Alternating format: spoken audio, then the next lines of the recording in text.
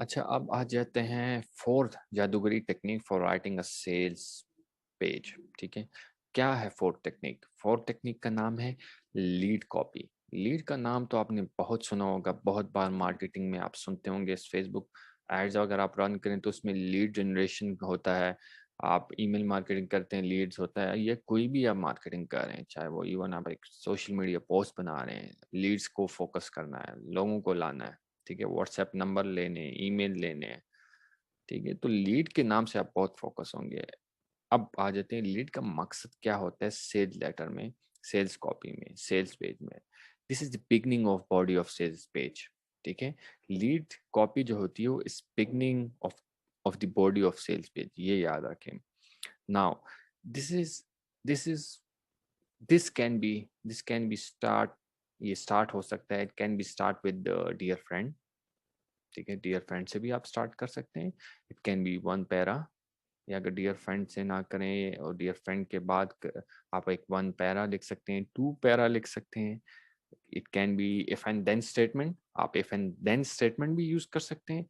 Sometime it consist of a story, story भी use कर सकते हैं। एक्चुअली स्टोरी यूज या इफ देन स्टेटमेंट्स, ये सारी चीजें क्यों एग्जैक्टली आप पुश करते हैं अपनी ऑडियंस को, ये बताते हैं कि what you will be getting in the body, या ओवरऑल से आप नीचे जब जाएंगे तो आपको सेल्स लेटर में क्या पढ़ने को मिलेगा। ठीक है, क्राइटेरिया लीड कॉपी का लिखने का क्या होना चाहिए और किस कॉन्सेप्ट को सोचते हुए आपको लिखना चाहिए, वो ये है फॉर योर ऑडियंस, यानी आप अपनी ऑडियंस के लिए लिख रहे हैं। और सेकंड चीज मेन इंपॉर्टेंट, ऑडियंस के लिए लिख रहे तो हैं, मगर ऑडियंस को नीचे बॉडी कॉपी में क्या मिलने वाला है। ठीक है, डिफरेंस समझो, ऑडियंस के लिए लिखना और ऑडियंस के लिए बॉडी कॉपी में को क्या मिलेगा। यानी वो आईब्रो से आ गए, हेडलाइन में आ गए, ठीक है, डेक कॉपी पर आ गए, अब वो लीड कॉपी में आ रहे हैं। तो जब वो नीचे नीचे जा रहे हैं, आपने हर स्टेप, आप आपका सेल्स पेज में जब आप कॉपी राइटिंग करते हैं, सेल्स पेज लिखते हैं, आपका स्टेप ये होता है कि वो नीचे स्टेप पर लेके जाए आपकी ऑडियंस को। ठीक है, कॉन्सेप्ट को समझिए। अब एक एग्जांपल दूंगा, एक perfect example of lead copy. पढ़ेगा इसको गौर से सुनेगा। If you struggle to lose weight, if you have tried every diet imaginable, if you if you have taken every pill, if you have tried every routine, machines and personal coaches, and you still haven't taken the weight off, then you are about to read the letter you have been waiting for all your life. Here is why.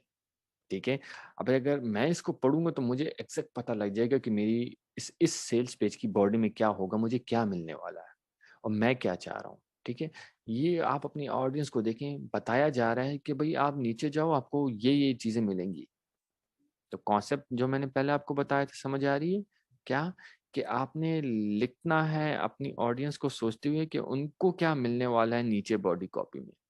ठीक है, ये उनको बताना है। ठीक है, इसमें बेच इसमें इस लीड कॉपी का मकसद आपका प्रोडक्ट बेचना नहीं है। इस लीड कॉपी का मकसद ये है कि वो नीचे बॉडी में जाए और उसको पढ़ना है उन्होंने। ठीक है, स्ट्रॉन्ग लीड कॉपी जो है वो फोर्स करती है आपकी ऑडियंस को बॉडी कॉपी में, जो कि नेक्स्ट स्टेप होगा, नेक्स्ट टेक्निक होगी, उसमें जाने के लिए। और आपकी ऑडियंस सोचती है, does it do what we just talked about, या जो हम बात कर रहे थे ऊपर से, क्या वही हमें नीचे भी मिलेगा? या आप अपने रीडर्स के लिए क्राइटेरिया सेट कर सकते हैं। ठीक है, पेन पॉइंट्स लिखते हुए, टारगेट करके उनके पेन पॉइंट्स को। अब लीड कॉपी में एक मैजिक क्या है, आपने उनके पेन पॉइंट्स को टारगेट करना है। ठीक है, उनके प्रॉब्लम्स को टारगेट करते हुए उनको बताना है कि नीचे आपको सोल्यूशन मिलने वाली है। कॉन्सेप्ट को समझ रहे हैं? ठीक है, प्रॉफिट वाला फ्रेमवर्क याद है, उसमें पहली हेडिंग क्या थी? Person, problem and pain. ठीक है, देखिए हर चीज एक दूसरे से कनेक्टेड होती है। तो अगर आप गौर से मेरी बातों को, मेरे लेसन्स को नहीं सुनेंगे तो आपको समझ नहीं आएगी आगे। तो इसलिए कोई भी चीज स्किप नहीं करनी। तो कॉन्सेप्ट आपको बहुत हद तक, काफी हद तक क्लियर हो गया होगा कि हम पहले आईब्रो से शुरू हुए, देन हम आ गए हेडलाइन पर, फिर हम डेक कॉपी पर आ गए। ठीक है। डेक कॉपी मैं क्यों कह रहा हूँ, क्योंकि डेक कॉपी जो है उसको हम डेक कॉपी भी कह सकते हैं, उसको हम हेडलाइन एब्डोमेन कॉपी भी कह सकते हैं, ठीक है। और फिर हम आ जाते हैं लीड कॉपी पर हमारी,